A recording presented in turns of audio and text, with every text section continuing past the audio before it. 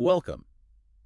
Today we're embarking on an analysis that focuses not on the epic quest of Frodo Baggins, but on the almost impossible industrial feat that happened behind it. Right. We're going to be dissecting the production data you sent us on The Lord of the Rings, The Fellowship of the Ring. That's absolutely the mission.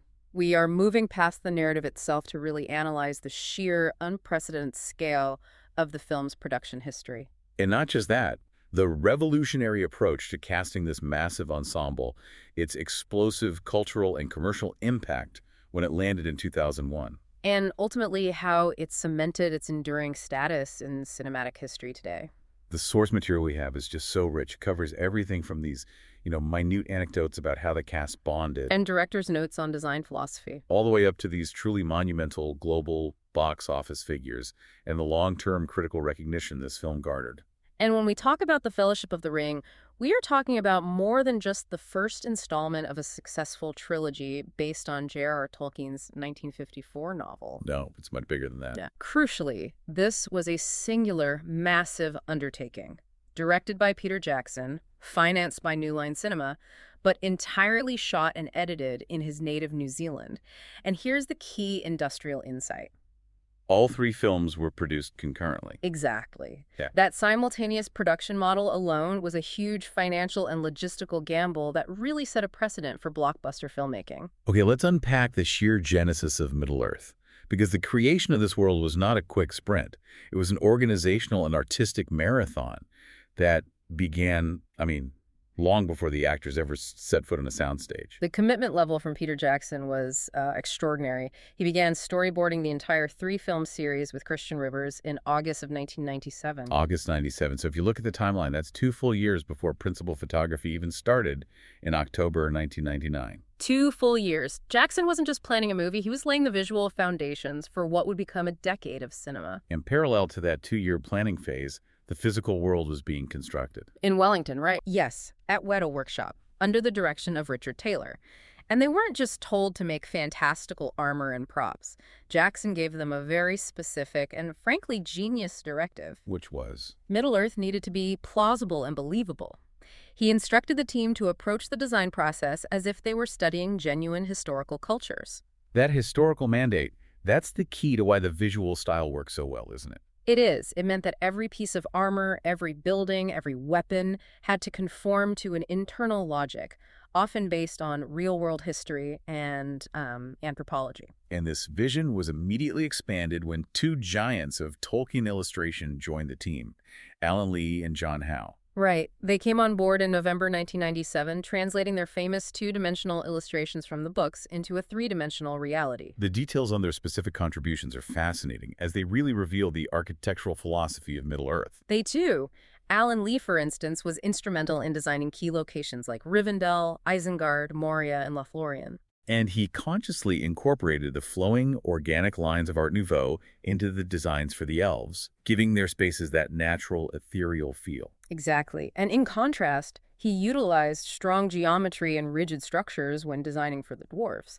It reflects their subterranean, organized, and, structured existence. It's an immediate visual shorthand. It tells you everything about the culture occupying that space without a single word of dialogue. Precisely.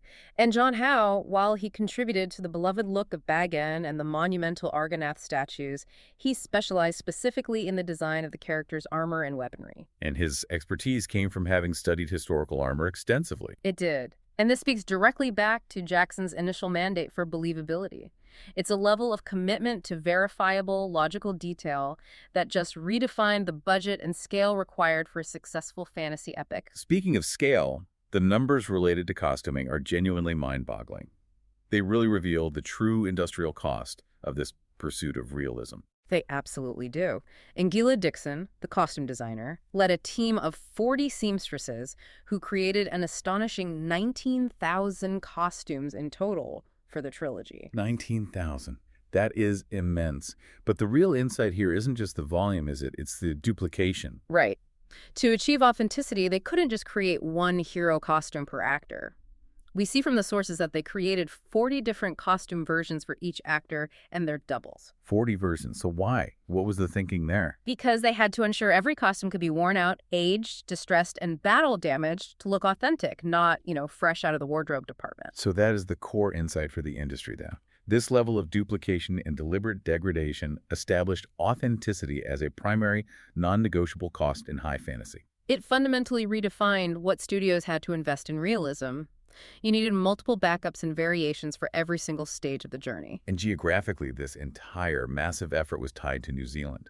The production utilized over 150 different locations. Over 150. Places like the Arrow River stood in for the fort of Bruinen, and the lush, idyllic Matamata farm region became the permanent physical set for Hobbiton. Which is still standing today, right?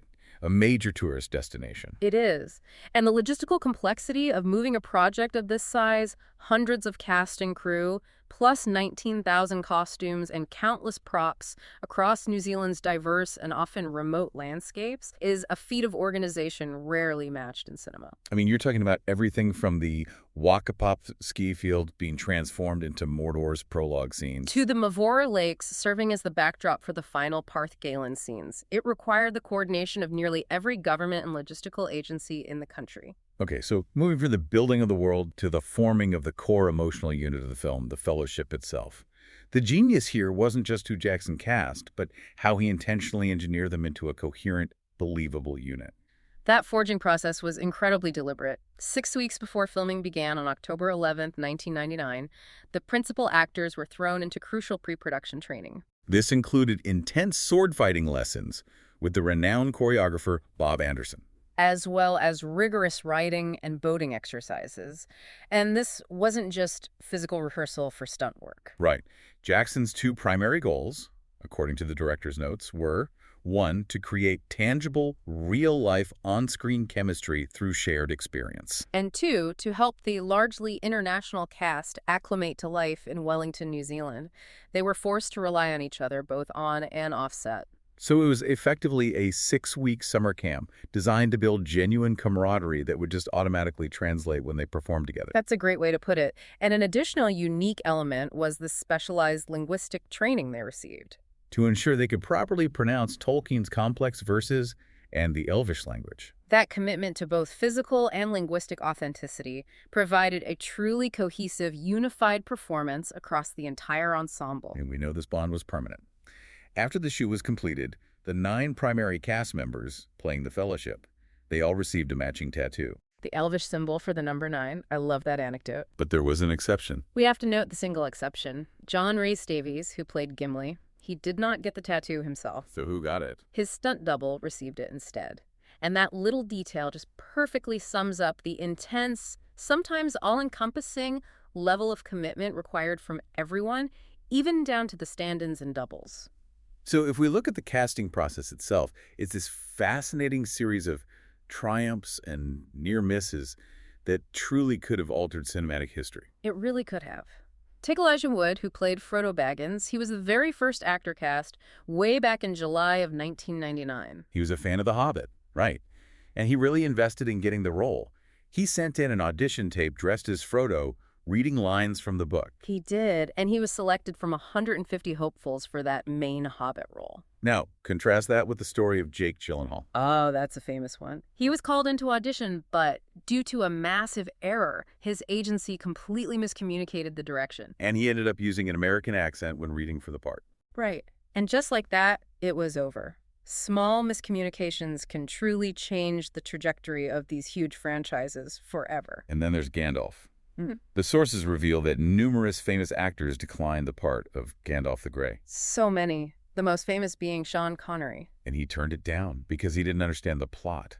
I mean, that has to be one of the biggest what-ifs in modern film history. It absolutely is. And the offer he was given was huge. We're talking $10 million per film plus 15% of the gross. Wow.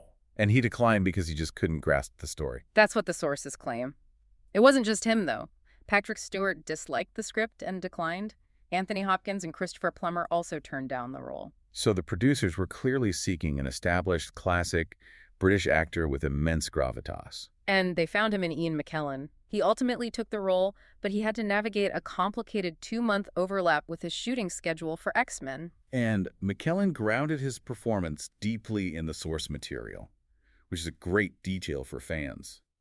He based his accent on a historical recording of Tolkien himself reading The Hobbit. What's fascinating about McKellen's experience, though, is the technical reality of the shoot versus the emotional truth. The sources mention that McKellen didn't actually spend much time directly with the actors playing the hobbits. How is that possible? He primarily worked with their scale doubles due to the intensive use of forced perspective shooting techniques. Okay, let's pause and quickly clarify that for the listener, because it's central to the film's illusion. Forced perspective. Right, of course.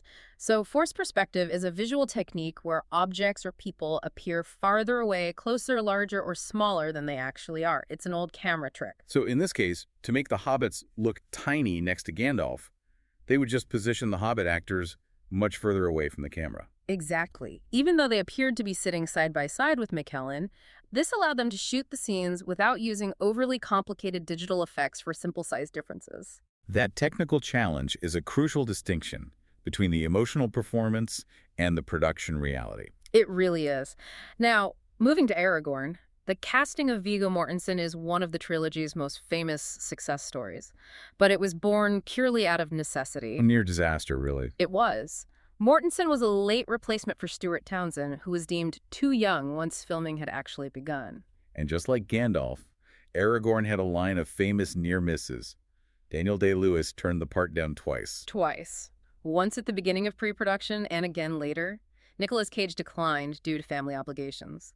Russell Crowe was also considered, but he reportedly believed Jackson wasn't interested in casting him. So how did Viggo get the role? It was executive producer Mark Ordesky who saw him in a play, but the true push came from Mortensen's son, Henry. Right. His son was a huge fan of the books and convinced his father to take the role. And this was a true rush job. Mortensen read the book on the plane ride to New Zealand, immediately received a crash course in fencing, and began filming almost instantly. Starting with the iconic scenes on Weathertop. The Weathertop sequence. And his commitment immediately became legendary amongst the crew. He was noted for patching up his own costume and carrying his sword around with him, even when he was off camera. And this brings us to another piece of jargon worth clarifying. He carried his hero sword. Right. So a hero proper sword is the high-quality, meticulously detailed version. It's designed for close-ups and on-screen handling. In contrast to stunt versions, which are made of rubber or plastic for safety, or background versions, which are cheaper and less detailed. Exactly. Mortensen treated the hero sword as if it were an extension of himself, which really shows that deep immersion into the character and the role. And we can't forget Sean Astin as Samwise Gamgee. He also brought a personal connection that mirrored his on-screen character. He did. Having recently become a father himself, Astin bonded with the 18-year-old Elijah Wood in a sort of protective manner. Which directly reflects Sam's intensely loyal relationship with Frodo. This authentic chemistry, born from real-life circumstances, was a profound benefit to the film. It really was. And we should also note the nearly cast actors for supporting roles. Orlando Bloom, who eventually played Legolas, initially auditioned for Faramir. The role that David Wenham later secured. And then there's Christopher Lee, who embodied the tragic Saruman the White. He was a major devoted fan of Tolkien. He read the book once a year and had actually met Tolkien in real life. He originally wanted the role of Gandalf, but was judged too old for the physical rigors of that specific part. Right, which required extensive writing and physical movement. And Jackson's avoidance of certain high-profile names is also instructive about the creative philosophy here. You mean David Bowie? David Bowie, yes. He expressed interest in playing Elrond, but Jackson declined. He felt that colliding a famous, beloved character and a famous star would feel, as he put it, slightly uncomfortable and might break the audience's immersion. That decision reveals Jackson's dedication to making sure the characters, rather than the stars, were the driving force behind the world's credibility. The plausibility, it all comes back to that. And finally, we can't overlook the absolutely revolutionary use of motion capture in this film. Andy Serkis, playing Gollum, pioneered performance techniques that would go on to reshape modern cinema. He did. Circus was initially hesitant because his face would not appear on screen, but he ultimately accepted the role despite some skepticism from others in the industry. Jackson himself wasn't even entirely sure if Gollum could be successfully portrayed with motion capture performance integrated into the live-action world at that time. And though Gollum's full digital appearance is saved for the sequels, Circus's work starts right here in Fellowship. He appears briefly in the prologue via voice and motion capture. And then only partially visible, just his eyes and nose, in the Mines of Moria sequence. It marks the first subtle integration of what would become a major cinematic revolution. Let's transition now to the vital layer that truly brought Middle-earth to life. The audio aesthetics, particularly the score, and how the filmmakers navigated the difficult choices of adapting such a beloved and dense literary work for the screen. The soundscape of Middle-earth, composed by Howard Shore, is arguably as critical to the film's success as the visuals. I would agree. Shore created a score that required a monumental combination of global talent. The New Zealand Symphony Orchestra, the London Philharmonic Orchestra, the renowned London Voices, the London Oratory School Schola, And even a Maori Samoan choir. that tremendous layering of global musical resources gives the score its unique depth and thematic range. It ensures that different cultures, from the Shire to Rivendell to the darkness of Mordor, each have their own distinct auditory identity. Adding to this, the film featured contributions from Enya, who composed and sang 2 original songs. The ethereal Aneurin and the emotional end title theme, May It Be. Shore also composed In Dreams, a beautifully haunting track, which was sung by Edward Ross of the London Oratory School Schola. And the score was recognized not just by fans, but critically, resulting in an Academy Award win for Best Original Score, highlighting the profound importance of this musical element to the film's overall impact. It was essential. Now, on to adaptation philosophy. When you condense a classic of this length and density into a 3-hour film, changes are mandatory. Absolutely. Jackson, along with co-writers Fran Walsh and Philippa Boyens, made numerous adjustments. They primarily prioritized pacing and immediate dramatic character development over strict textual adherence. Jackson himself stated his main desire was to focus the film primarily on Frodo and the Ring, which he called the backbone of the story. And that focus meant a consistent philosophical choice: cinematic amplification and visual drama over exposition or literary subtlety. Which immediately led to condensation and omission.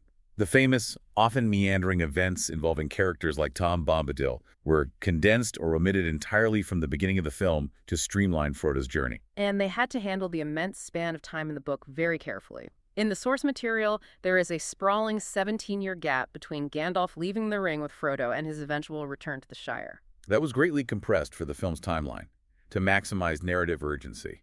It had to be. And one of the most significant structural shifts impacting the emotional conclusion of the Fellowship of the Ring was the climactic change at Amon Hen. You're talking about Boromir's death. Exactly. The Uruk-hai ambush and the dramatic death of Boromir, which actually opens the 2 towers in the books, were moved to the conclusion of Fellowship in the film. That decision was vital for the theatrical experience, wasn't it? It provided Fellowship with a massive, decisive, and linear climax. It did. Without that shift, the film might have ended on a much slower, more ambiguous note. Moving that tragic action ensured the first installment concluded with definitive action, sacrifice, and immediate consequences for the audience. We also see directorial choices altering the tone in sequences like the journey through Moria. We do. In the book, when the Fellowship is defeated on the Cardress Road, Gandalf reluctantly advocates for the Moria path, expressing a slim hope that the dwarves might still be there. But the film alters this tone significantly to provide clear visual foreshadowing and dramatic tension. Jackson chose to show Gandalf actively resisting the Moria plan, Which is much more dramatic. Saruman is even shown to be aware of Gandalf's dark history with the Balrog, specifically revealing an illustration of the creature in one of his books. This immediately signals danger to the audience. Furthermore, the immediate tone upon entering Moria is different. In the book, the dwarf's fate is realized only slowly upon reaching Balin's tomb. But in the film, the realization that the dwarves are dead is immediate. The corpses are shown almost instantly upon entering Moria. It just heightens the tension and sense of creeping dread for the audience. And then there's the famous scene of Pippin alerting the orcs. In the novel, he tosses a mere pebble down the well and hears only a faint hammer, tapping in the distance. A very different feel. In the film, he knocks an entire skeleton down, which drags a chain and a bucket, creating this incredible noise and immediately triggering a massive attack. It's a perfect example of Jackson choosing cinematic amplification, using sound and exaggerated visual action to replace pages of internal anticipation and monologue. And these adaptation choices, while potentially controversial for purists, were necessary for cinematic pacing and showed Jackson's dedication to making thematic points clear and immediate, using the tools of film visual and auditory spectacle to replace the subtlety of prose. Moving beyond the creative process, let's explore the immediate and massive shockwave this film sent through the industry. The Fellowship of the Ring wasn't just a critical darling. It was an instant box office titan and a major cultural phenomenon right out of the gate. It proved that high fantasy was now a major cinematic genre. Its commercial success was immediate and undeniable. The film grossed $868.4 million worldwide during its original theatrical run. And following reissues, that figure has climbed to $887.8 million. At the time of its release, it was the second highest grossing film of 2001. But perhaps more profoundly, it instantly became the fifth highest grossing film of all time worldwide. That is an incredible ranking for a fantasy film, a genre that most studios considered commercially risky, if not box office poison, before this. It fundamentally changed the greenlighting process for high-concept genre fare in Hollywood. Without a doubt. Domestically, it set new records. On its opening day, December 19, 2001, it brought in $18.2 million in the U.S. and Canada. And that set a specific December opening record, beating the previously successful Ocean's 11. And its dominance was absolutely global. It confirmed the universal appeal of Tolkien's world when translated with this level of production quality. It opened at #1 in 29 international markets. And in its first 15 days, it had amassed over $362.2 million globally. It set a record opening day in Australia, beating the previous record held by Star Wars, Episode I, The Phantom Menace. Beating Star Wars in any capacity at that time, especially in a major international market like Australia, that was monumental news. It was. It also set massive opening weekend records in Germany with 1.5 million admissions and in Spain. And culturally, it even surpassed the legendary box office dominance of Titanic, becoming the highest-grossing film in Denmark at the time. The audience engagement figures really underline this cultural moment. Box Office Mojo estimates that the film sold over 54 million tickets in the U.S. and Canada in its initial theatrical run. That's volume. That confirms that this was a must-see event, not just a high-grossing film driven by a niche audience. And the marketing around the film was revolutionary, capitalizing on the nascent age of high-speed internet before streaming dominated. It really was. The special featurette trailer released in April 2000 was downloaded over 1.7 million times within its first 24 hours. And it shattered the previous record held by, once again, Star Wars, Episode I, The Phantom Menace. That level of instant digital demand was the clearest signal possible to the industry. The audience was intensely ready for this material. It proved that word of mouth and genuine fan excitement, amplified by new digital channels, could translate directly into massive commercial success. The film's success continued long after its theatrical run closed, transitioning smoothly into the home media market. Yes, the theatrical DVD release in August 2002 became the best-selling DVD release at the time, selling 14.5 million copies. Holding that record in the early 2000s when DVD sales were booming, that was a major milestone, though it was eventually surpassed by Finding Nemo. And this leads us to the extended version, which became a unique cultural event in itself. Released in November 2002, it added 30 minutes of new material, plus new special effects and music, totaling 228 minutes. This wasn't just a basic re-release. It redefined what special editions could be and established a high expectation for fans demanding more comprehensive versions of complex epics. The extended edition helped solidify the idea that these films were investments for fans, providing substantial added value and ensuring unparalleled longevity in the home media market. And that further fueled the financial success of the ongoing trilogy. The financial dominance was mirrored by near-universal critical praise, establishing the film's enduring cinematic legacy almost immediately. Absolutely. The film was instantly acclaimed by both critics and fans as a landmark achievement, not just in filmmaking generally, but specifically within the fantasy genre, which often struggled to achieve mainstream critical respect at this level. Critics praised its visual effects, the overall performances, Jackson's direction, and the musical score. And looking at the critical consensus, the numbers tell the story. 92% approval on Rotten Tomatoes, a high score of 92 out of 100 on Metacritic. And audiences polled by CinemaScore gave it a strong A grade. This confirms that the film satisfied both expert critics and the mass audience. It did. Critics focus heavily on the meticulous construction. Colin Kennedy of Empire magazine gave it 5 stars, calling it impeccably cast and constructed with both care and passion. Which echoes Jackson's initial mandate for authenticity and the intense pre-production efforts. The Washington Post praised the cast extensively, singling out the performances of 2 key figures. They described Viggo Mortensen as Strider as a revelation, not to mention downright gorgeous. And praised Ian McKellen as Gandalf, noting he carried the burden of thousands of years of fighting evil and was positively Merlin-esque. Richard Corliss of Time magazine praised Peter Jackson's overall achievement, stating that the film achieved what the best fairy tales do: the creation of an alternate world, plausible and persuasive, where the young, and not only the young, can lose themselves. That cyclical feedback loop, from Jackson's initial instruction for plausibility to the critic recognizing it, is really remarkable. And the legacy is sealed not just by positive reviews, but by its inclusion in major historical records. In 2007, the American Film Institute named The Fellowship of the Ring one of the 100 greatest American films in history. Which is so significant because, at that time, this fantasy epic was officially categorized alongside classics like Citizen Kane and Casablanca. It was both the most recent film and the only film released in the 21st century to make that prestigious list. That speaks volumes about the immediate impact and perceived lasting power of the work. And 2 decades later, its historical status was reaffirmed. In 2021, the film was selected for preservation in the United States National Film Registry by the Library of Congress.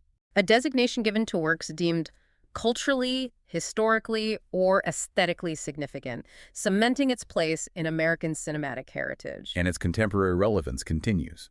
The New York Times, in a 2025 ranking of the 100 best movies of the 21st century, ranked The Fellowship of the Ring at number 87. This shows it holds up not just as a historical milestone, but as a crucial piece of modern cinema still being judged against its contemporaries. Finally, we have to look at the awards. At the 74th Academy Awards, the film received a remarkable 13 nominations. 13, including high-profile nods for Best Picture, Best Director for Peter Jackson, Best Supporting Actor for Ian McKellen, and Best Adapted Screenplay. While it did not take home the major top categories that year, its 4 wins were in absolutely crucial technical and aesthetic areas: Best Cinematography, Best Makeup, Best Original Score, and Best Visual Effects. And that visual effects win for Jim Rygeel, Randall William Cook, Richard Taylor, and Mark Stetson directly acknowledged the groundbreaking nature of Wada's simultaneous large-scale digital work. Beyond the Oscars, the film swept up honors across multiple ceremonies. At the British Academy Film Awards, or BAFTAs, it won 5 awards, including the coveted Best Film, Best Direction, the David Lean Award, and Best Special Visual Effects. And it dominated genre and audience-voted awards, confirming its beloved status. It won the 2002 Hugo Award for Best Dramatic Presentation, the Saturn Award for Best Fantasy Film, and the Empire Reader's Best Film Award. The volume and diversity of its accolades confirm its status as both a critical success and a beloved cultural phenomenon. And Ian McKellen also secured a Screen Actors Guild Award for outstanding performance by a male actor in a supporting role. So if we synthesize all these elements, the meticulous design mandate, the innovative simultaneous production model in New Zealand, the 6 weeks of concerted effort to create genuine ensemble chemistry, the groundbreaking motion capture techniques, and the immediate global box office records, what we see is a film that accomplished something genuinely rare. It didn't just faithfully adapt a beloved book, it fundamentally changed industry standards for producing large-scale epics. It proved the enormous box office potential of the high fantasy genre when executed with absolute commitment to quality and scale. The entire industry learned lessons from the Fellowship of the Ring. Lessons about ensemble casting commitment, digital effects integration, and simultaneous large-scale production. And that legacy was instantaneous. The sheer speed with which this film broke records and accumulated cultural relevance is perhaps the most astonishing element of its story. Which leads us to the final provocative thought for you, the listener. Peter Jackson based this first film largely on Tolkien's first volume, but he released it knowing the sequels were already filmed and edited. He knew the whole story was in the can. So what does it truly mean for modern filmmaking when a project's legacy, Its box office dominance, its shattering of digital marketing records, and its critical acclaim is Yeah. so immediate that it's already considered one of the greatest films of its century and setting all-time records before the entire saga is even completed and released. It created a future legacy in real time. That anticipation, built upon a foundation of unparalleled production quality and technical dedication, meant that the conclusion of the story was practically guaranteed a place in history before the final credits of the final film ever rolled. Thanks for listening.